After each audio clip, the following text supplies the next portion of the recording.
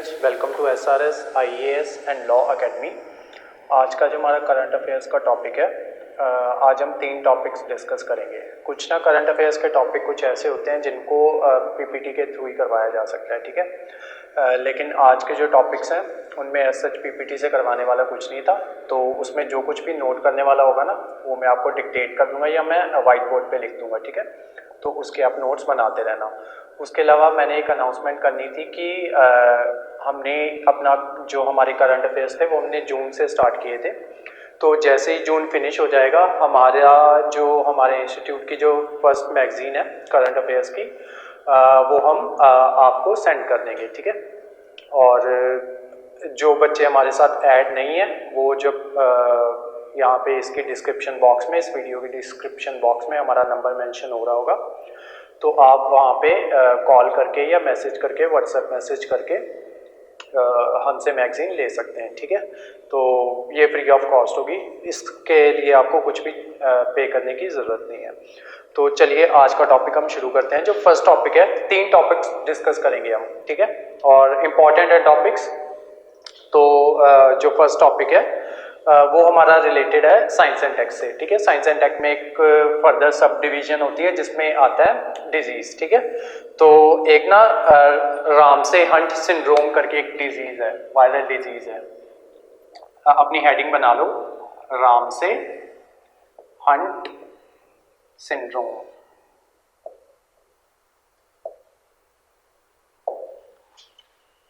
Recently क्या हुआ है कि जो एक वर्ल्ड फेमस सिंगर है जस्टिन बीबर, उन्होंने एक रिसेंटली इंस्टाग्राम पे एक वीडियो पोस्ट की थी जिसमें वो बता रहे हैं कि उनको ना ये डिजीज़ से वो सफ़र कर रहे हैं, रामसे हंट डिजीज़ से या रामसे हंट सिंड्रोम से। इसमें क्या होता है कि जो आपका जो फेस होता है ना वो पैरालाइज्ड हो जाता है, ठीक है, मतलब हाफ पैरालाइज हो जाता है। तो वो जो वीडियो थी आपने मोस्टली आप लोगों ने देखी होगी, तो उसमें वो अपनी जो एक आंख थी, ठीक है, उसको बंद नहीं कर पा रहे थे और उसके अलावा उनको स्माइल करने में भी प्रॉब्लम आ रही थी, ठीक है। तो ये डिजीज़ होती है रामसे हंट सिंड्रोम करके, ठीक है। अब मैं साथ के साथ ना आपको ये भी बताता जाऊंगा कि इससे रिलेटेड कौन कौन से सवाल पूछे जा सकते हैं, ठीक है। तो सबसे पहला सवाल तो यही बनता है कि ये रामसे हंट जो सिंड्रोम है ये रिसेंटली उसमें था, न्यूज़ में था। तो कौन से ऐसे आर्टिस्ट हैं जिनकी वजह से ये जो सिंड्रोम है ये न्यूज़ में आया था, ठीक है। तो वो थे जस्टिन बीबर, ठीक है। नेक्स्ट देखो, रामसे हंट सिंड्रोम होता क्या है, ठीक है। तो उसमें इसको ना एक और नाम से जाना जाता है जिसको कहते हैं हर्पीज ज़ोस्टर ऑटिकस। इसका सेकेंड नेम लिख लो, herpes, HERPES, herpes zoster, ZOSTER, zoster oticus, OTICUS, ये इसका दूसरा नाम है, ठीक है। ये एक it is a real neurological disorder, NEURO, neurological disorder.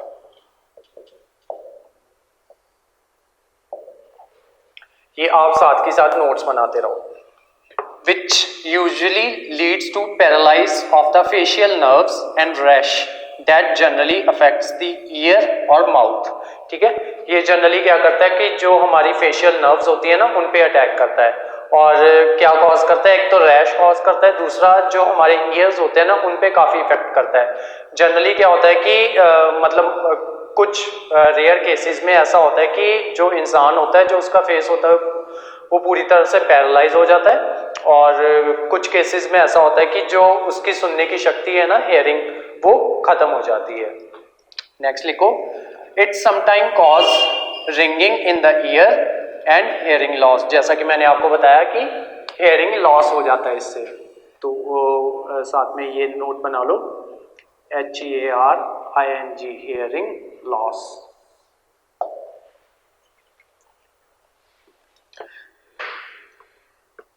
Next, the condition is caused by same virus that caused chickenpox in children and shingles in adults. Chickenpox in children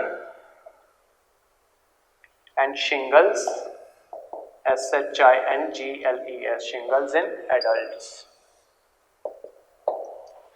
ठीक है, ये उसी वायरस से होता है। जैसे कई लोगों को क्या होता है कि बचपन में चिकन पॉक्स हो जाता है ना, जब आपको, सबको होता है चिकन पॉक्स, ठीक है, तब क्या होता है कि चिकन पॉक्स तो कुछ टाइम के बाद जो वो होता है चिकन पॉक्स वो चला जाता है, लेकिन जो उसका वायरस होता है ना वो हमारे अंदर जिंदा रहता है। और जब जैसे जैसे एज बढ़ती है ना, वो वायरस क्या होता है कि किसी ट्रिगर की वजह से, ठीक है, वो वायरस क्या करता है कि जो हमारे जो फेशियल नर्व्स है ना उन पे अटैक कर देता है। जब ये वायरस हो जाता है एक्टिवेट, किन्हीं रीजंस की वजह से ये वायरस एक्टिवेट हो जाता है, ठीक है, और जब ये एक्टिवेट हो जाता है तो ये हमारी फेशियल नर्व्स पे अटैक करता है, जिस वजह से जिस वजह से ये जो सिंड्रोम होता है उसको कहते हैं रामसे हंट, और इसी वजह से फेस जो होता है वो पैरालाइज हो जाता है। It generally occurs when shingle outbreak. अच्छा, शिंगल्स, ये तो चिकन पॉक्स हो गया, शिंगल्स के बारे में आपने नहीं सुना होगा। शिंगल्स होता है ना कि एक तरह के ना ये रैशेस हो जाते हैं, ये बच्चों में नहीं होते। जो चिकन पॉक्स होता है वो बच्चों में होता है, और जो शिंगल्स होते हैं उनमें क्या होता है कि रेड कलर के ना रैशेस हो जाते हैं, आपकी बॉडी के किसी भी पार्ट पे हो सकते हैं, ठीक है। जनरली ये होते हैं आपकी बैक पे और या फिर आपकी रिस्ट के आसपास, ठीक है, तो इनको कहते हैं शिंगल्स। और जो ये जो वायरस है जो कॉज करता है उस वायरस, ये देखो, ये जो नाम था ना ये डिजीज का नाम था। कौन सी डिजीज का? रामसे हंट, ठीक है, इसी का सेकंड नेम ये था, ठीक है। अब ये कॉज कौन से वायरस से होता है? वो होता है वेरिसेला जोस्टर वायरस, VERICELLA,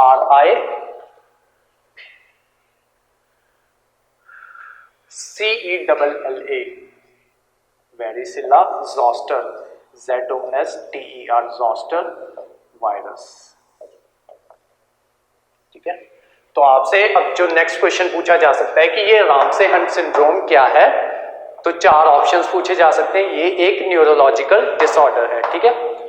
ये नेक्स्ट क्वेश्चन आपसे पूछा जा सकता है कि ये रामसे हंट जो सिंड्रोम है ये किस वजह से कॉज होता है? बैक्टीरियल, ये एक बैक्टीरियल डिजीज है, वायरल डिजीज है, या फिर प्रोटोजोआ की वजह से ये कॉज होता है, या फिर कुछ और पूछा जा सकता है, ठीक है, इसकी वजह से कॉज होता है।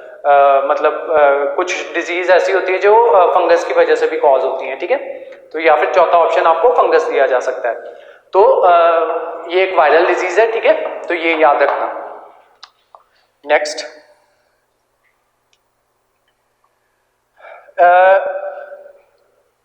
ये जो रामसे हंट, मैंने आपको बताया ना कि ये चिकन पॉक्स से कैसे जब हम एडल्ट हो जाते हैं, ये जो वायरस होता है, ये वायरस होता है, ये हमारे अंदर रह जाता है, और जब हम एडल्ट हो जाते हैं और उसके बाद क्या करता है कि ये कुछ टाइम के बाद अगर एक्टिवेट हो जाए, ठीक है, जनरली एक्टिवेट ही होता है 60 की एज के बाद जनरली, ठीक है, लेकिन कुछ रेयर केसेस में ये पहले एक्टिवेट हो जाता है, ठीक है।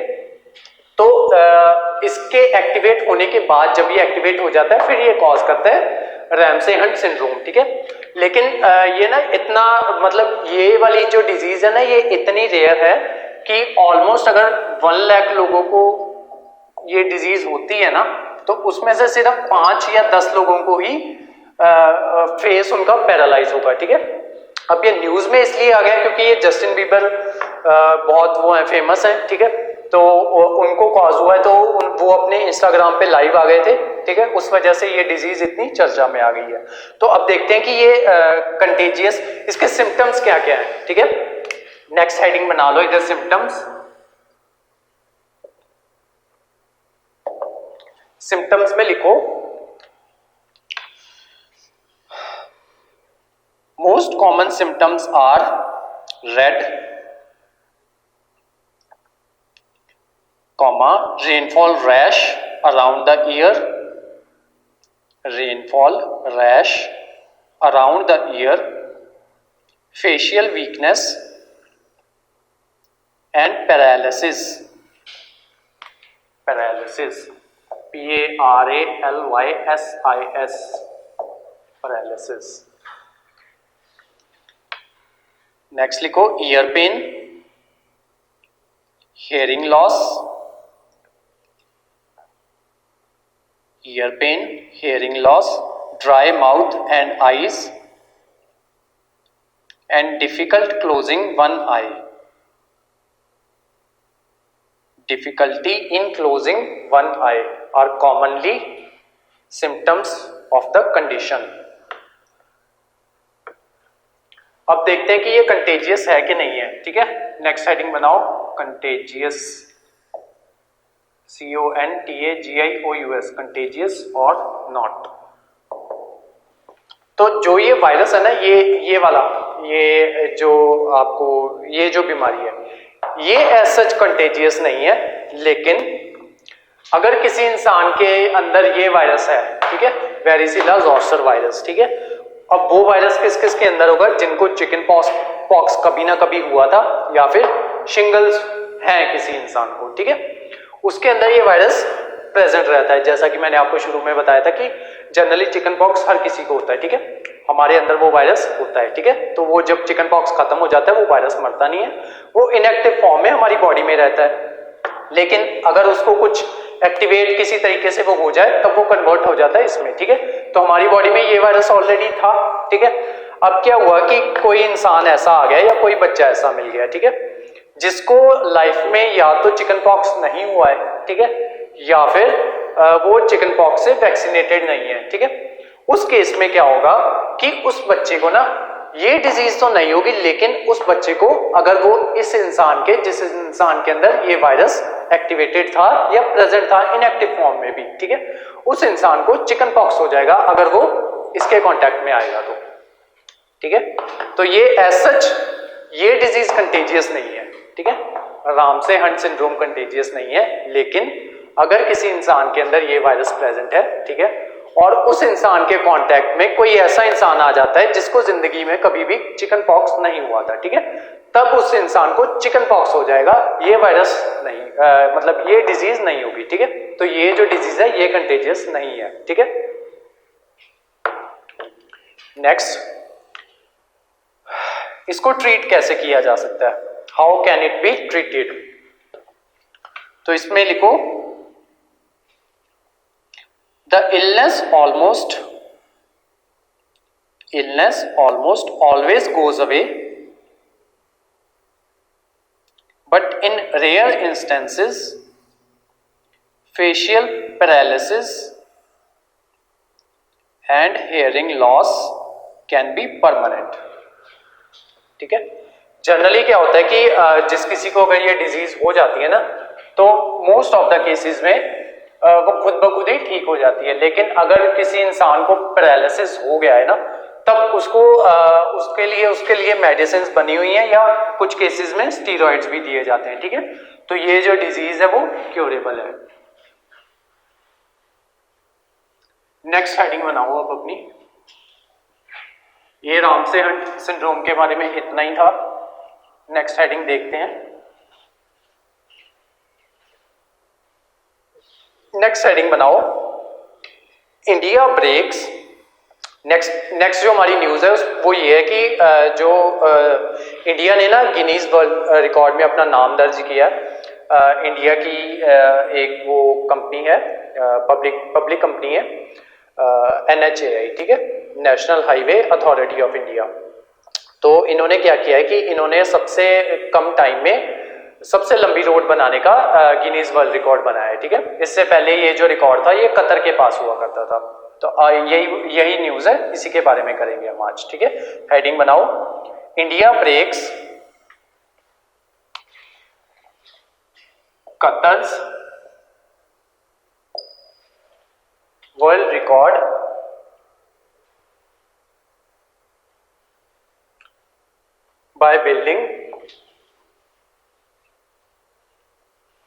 by building 75 kilometer highway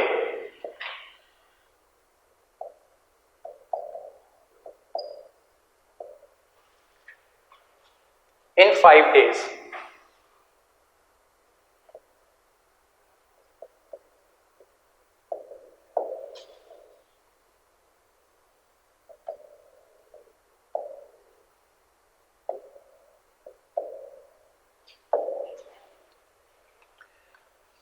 ठीक है, तो अब देखते हैं न्यूज़ क्या है। जून 18 को जो हमारे इंडिया के यूनियन मिनिस्टर हैं मिस्टर नितिन गडकरी जी, उन्होंने रिवील किया कि जो हमारी NHAI है यानी कि national highway authority of India, उन्होंने एक न्यू वर्ल्ड रिकॉर्ड सेटअप किया है।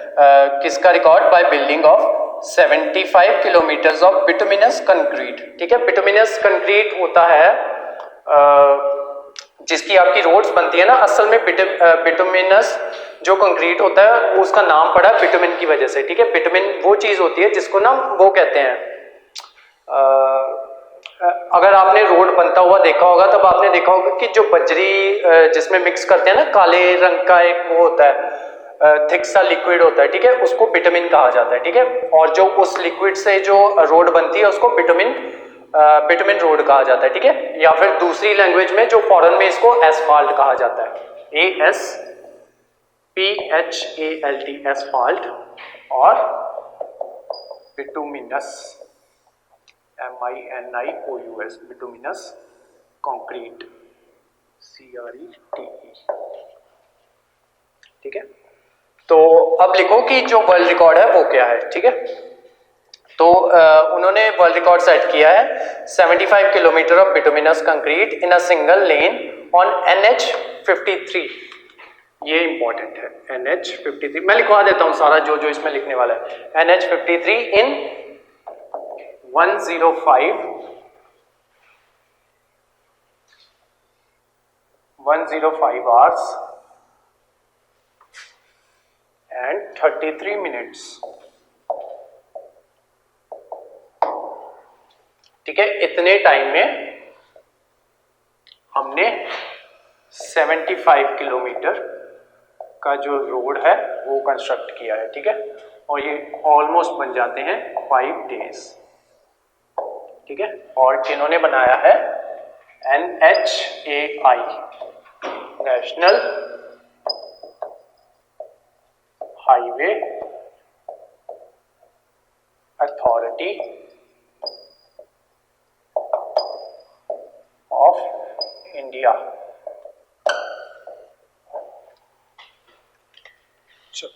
अब देखो न्यू रिकॉर्ड क्या है। अब जो लिखने वाला है ना वो लिखते जाओ। सबसे पहले हेडिंग बनाओ new record. Total length is equal to 75 kilometres. जो इसकी टोटल लेंथ है वो है 75 किलोमीटर्स।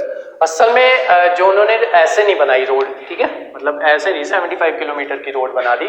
उन्होंने जो रोड बनाई है ना वो उन्होंने बनाई है जैसे हमारी रोड होती है ना ऐसे करके। ठीक है, ये रोड हो गई। ठीक है, और उसके साइड में ऐसे ये सिंगल लेन हो गई। ठीक है, और ये हो गई डबल लेन। ठीक है, ये बीच में डिवाइडर आ गया। ठीक है, तो ये रोड मान लो इस तरफ चल रही है, ये इस तरफ। उन्होंने ना ये रोड बनाई है। ठीक है, तो ये 37.5 किलोमीटर की जो रोड थी वो इस साइड वाली थी।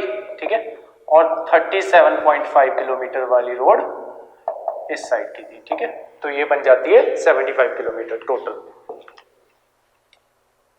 तो टोटल लेंथ लिख लो। टोटल लेंथ थी 75 किलोमीटर्स। कितने टाइम में बना दी? 5 डेज में। 75 किलोमीटर्स इन 5 डेज, ब्रैकेट में लिख लो 105 आवर्स एंड 33 मिनट्स। किन्होंने बनाई है? NHAI national highway authority of India.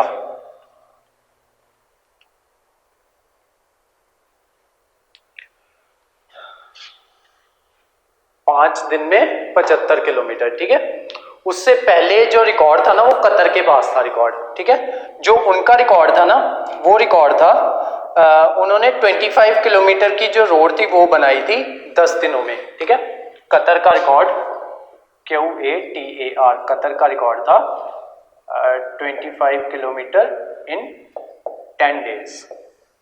ठीक है, तो डिफरेंस देख लो हमारा और उनका। ठीक है, उन्होंने 25 किलोमीटर 10 दिन में बनाया और पिछला गिनीज रिकॉर्ड ये था पिछला गिनीज वर्ल्ड रिकॉर्ड। ठीक है, अब न्यू गिनीज वर्ल्ड रिकॉर्ड है वो ये है। ठीक ठीक है, मतलब उनसे आधे दिनों में उनसे तिगनी रोड बना दी हमने। अब ये रोड बनी कहाँ पे है, ठीक है, ये बनी है हमारे NH53 नेशनल हाईवे 53 पे बनी है, ठीक है। चौथा पॉइंट ये बना लो, नेशनल हाईवे 53, ठीक है। अब नेशनल हाईवे 53 के बारे में लिख लो, NH53 ये हमारा ईस्ट वेस्ट कॉरिडोर का पार्ट है, ठीक है। ईस्ट में ये कनेक्ट करता है गुजरात में एक जगह है हजीरा, HAJIRA हजीरा, कहाँ पे, गुजरात में। और दूसरी साइड ये कनेक्ट करता है उड़ीसा में पारादीप पोर्ट को, PARADEEP, पारादीप पोर्ट, कहाँ पे, उड़ीसा।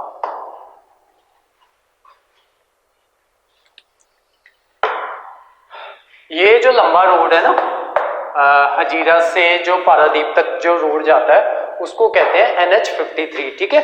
NH53 में जो अमरावती से लेके अकोला तक, मान लो ये गुजरात है, ठीक है, और ये है आपका उड़ीसा, ठीक है। तो ये टोटल रोड है, ठीक है। उनमें से ना बीच में यहाँ पे एक जगह है, यहाँ पे बना है वो जो हमारा 75 किलोमीटर वाला रोड है, ठीक है। तो वो जगह कौन कौन सी है वो लिख लो, Amravati to Akola, Amravati to Akola, AKOLA, Akola.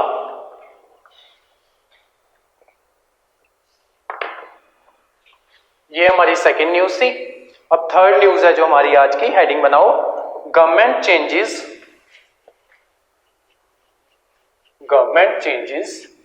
Rules to appoint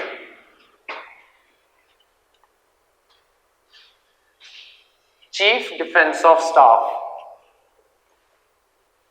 हमारे पिछले चीफ डिफेंस ऑफ स्टाफ थे हमारे बिपिन रावत जी, उनकी क्योंकि इसमें हेलीकॉप्टर क्रैश में जो उनकी डेथ हो गई थी, ठीक है। तो उसके बाद जो वो जो पोस्ट थी ना वो खाली थी काफी टाइम से, तो जिस वजह से ना सरकार को कुछ चेंजेस करने पड़े हैं कि अब कौन कौन जो इसके लिए एलिजिबल हो सकता है चीफ डिफेंस ऑफ स्टाफ के लिए, ठीक है। तो उसी के बारे में हमारी न्यूज है आज की, जो हमारी थर्ड न्यूज है, ठीक है। Government changes rules, third heading बनाओ, government changes rules to appoint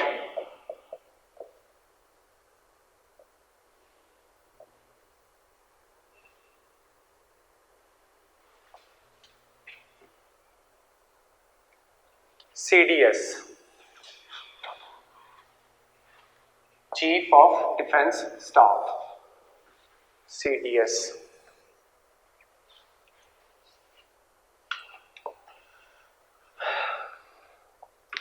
तो इसमें क्या होता था कि इन रूल्स के आने से पहले ना क्या होता था कि जो CDS की जो पोजीशन होती थी ना उसके लिए जो एलिजिबल हुआ करते थे वो हुआ करते थे जो हमारी आर्मी हो गई, ठीक है, आर्मी, नेवी और एयरफोर्स। इनकी जो हाईएस्ट पोजीशंस है ना उन पे जो इंसान होते थे ना, जो मतलब जो इन हायर पोजीशन हाईएस्ट पोजीशंस पे होते थे, ठीक है, वही CDS के लिए वो कर सकते थे, मतलब उन्हीं में से किसी को CDS अपॉइंट किया जाता था, ठीक है। तो अभी गवर्नमेंट ने क्या किया है कि जो उनकी जो सेकंड हाईएस्ट पोजीशन है ना, जैसे आर्मी में हाईएस्ट पोजीशन होती है जनरल की, ठीक है, जनरल के बाद जनरल से नीचे वाली पोजीशन होती है लेफ्टिनेंट जनरल की, ठीक है, लेफ्टिनेंट जनरल, ठीक है। उसी तरीके से नेवी में जो हाईएस्ट पोजीशन होती है और जो उसके बाद सेकंड हाईएस्ट पोजीशन होती है वो होती है एयर मार्शल की, एयर मार्शल। और जो एयरफोर्स होते हैं सॉरी एयरफोर्स में होती है एयर मार्शल, एयर मार्शल, और जो नेवी होती है उसमें होती है वाइस एडमिरल। हाईएस्ट पोजीशन यहाँ पे एडमिरल और यहाँ पे वाइस एडमिरल।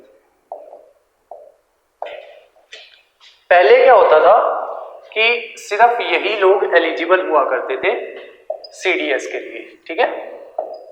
अब क्या हो गया है कि ये भी एलिजिबल है सीडीएस के लिए, ठीक है। तो यही चेंजेस किए गए हैं गवर्नमेंट ने अपने रूल्स में, कि पहले क्या होता था, लेकिन इसके साथ ना उन्होंने कुछ कंडीशंस रखी हैं, वो अभी हम डिस्कस करते हैं। पहले इतना समझ लो कि सबसे पहले ये होता था कि आर्मी, नेवी और एयरफोर्स, ठीक है, उनके जो हाईएस्ट ऑफिसर्स होते थे उनको सीडीएस के लिए अपॉइंट किया जा सकता था, ठीक है, सीडीएस की पोजीशन के लिए। लेकिन अब गवर्नमेंट ने रूल्स चेंज कर दिए हैं। अब कौन कौन बन सकते हैं, जो उनकी सेकंड हाईएस्ट पोजीशन है ना तीनों की, आर्मी, नेवी और एयरफोर्स की, वो कौन कौन सी है, लेफ्टिनेंट जनरल, वाइस एडमिरल और एयर मार्शल, ठीक है। अब ये तीनों भी सीडीएस के लिए एलिजिबल हैं, सीडीएस अपॉइंट करने के लिए। इससे जो इम्पैक्ट होगा वो ये क्या होगा कि जो वो पूल है ना, जिस पूल में से सिलेक्शन हुआ करनी थी, ठीक है, पहले मान लो कि अगर 3 लोगों में से किसी एक को सिलेक्ट करना होता था, अब क्या होगा कि 6 लोगों में से किसी एक को सिलेक्ट करना होगा, ठीक है। तो वो जो पूल होगा ना वो इंक्रीज कर जाएगा। अब देखो कि इसमें थोड़े से ना रूल्स उन्होंने और चेंज किए हैं, ठीक है। जो उन्होंने इनका टेन्योर रखा है ना, उन्होंने बोला है कि या तो उनकी एज,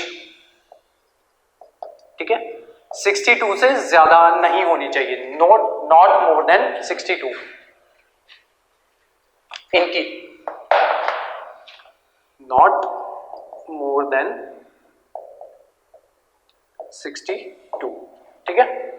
मतलब जिनको भी अपॉइंट करेंगे उनकी जो एज होनी चाहिए वो 62 से ज्यादा नहीं होनी चाहिए। सेकंड पॉइंट, ये मैटर नहीं करता कि वो जॉब में है या फिर वो रिटायर हो चुके हैं, वेदर इन जॉब नहीं, सर्विस, वेदर इन सर्विस और नॉट, ठीक है। मान लो कुछ लोग ऐसे होते हैं ना कि 62 से पहले रिटायरमेंट ले लेते हैं। मान लो इस पोस्ट से रिटायर हुए हैं, कोई इंसान है, वो लेफ्टिनेंट जनरल की पोस्ट से रिटायर हुए, at the age of 60 retire हुए मान लो, ठीक है। उसके बाद क्या हुआ कि एक ये पोजीशन आ गई कि जो सीडीएस की पोजीशन है वो खाली है, ठीक है। वो क्या कर सकते हैं, वो रिटायर हो चुके हैं ना, लेकिन जो उनकी एज है वो 62 से कम है, तो वो क्या कर सकते हैं कि वो इसके लिए compete कर सकते हैं सीडीएस के लिए, ठीक है। तो चाहे वो सर्विस में है चाहे नहीं है, लेकिन अगर उनकी एज 62 से कम है तो वो एलिजिबल है सीडीएस अपॉइंट होने के लिए। उसके अलावा जो गवर्नमेंट ने बोला है कि जो इनको अपॉइंट किया जाएगा ना वो 3 साल तक के लिए किया जाएगा, फॉर 3 इयर्स। लेकिन जो सीडीएस की अपॉइंटमेंट की एज होगी ना वो एज 65 से एक्सीड नहीं करनी चाहिए, ठीक है। इसको समझो। मान लो क्या होता है कि कोई इंसान है, लेफ्टिनेंट जनरल है, मान लो,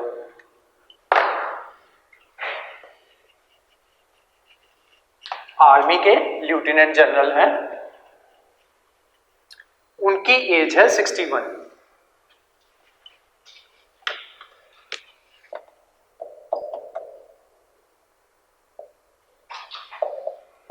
इनकी एज है 61, ठीक है। अब क्या होता है कि ये क्या करते हैं कि ये ना अप्लाई कर देते हैं सीडीएस के लिए, ठीक है।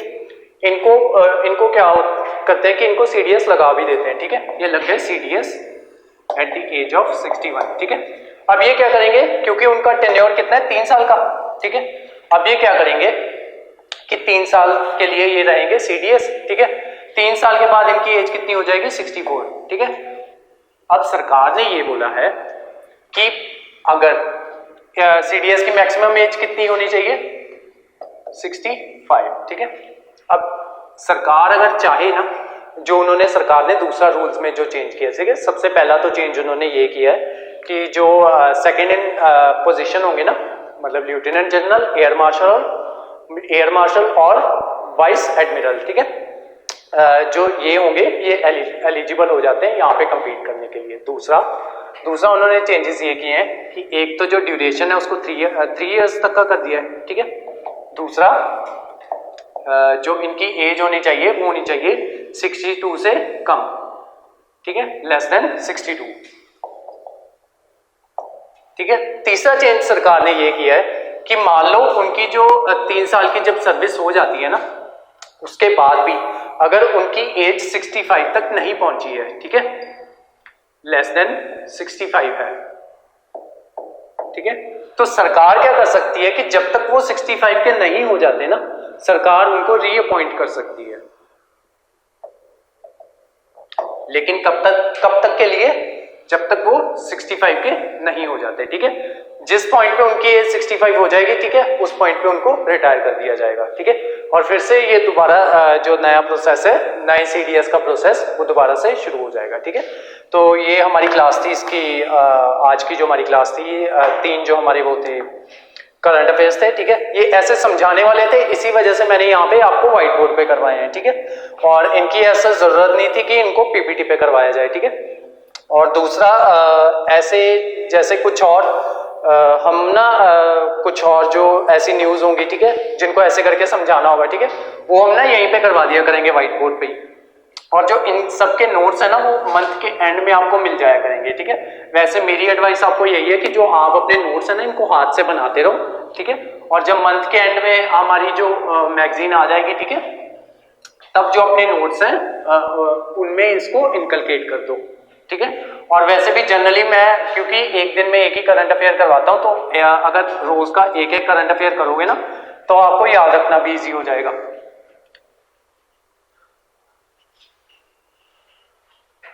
तो आज की जो क्लास थी वो यहीं तक थी। इसके जो नोट्स होंगे ना, वो आपको मंथ के एंड में मिलेंगे, ठीक है। वैसे जो PPTs होती हैं उनके नोट्स में आपको साथ ही टेलीग्राम चैनल पे भेज देता हूँ। और जो हमारी मंथली मैगजीन होगी, उसके जो नोट्स होंगे ना, वो क्या कहते हैं, वो आपको टेलीग्राम पे भी मिल जाएंगे। अदरवाइज जो हमारा नंबर है, जो डिस्क्रिप्शन बॉक्स में आपको शो हो रहा होगा, आप वहाँ पे मैसेज करके भी हमसे जो ये मंथली मैगजीन है वो ले सकते हो, ठीक है। तो आज की जो क्लास थी वो यहीं तक थी। Thank you so much.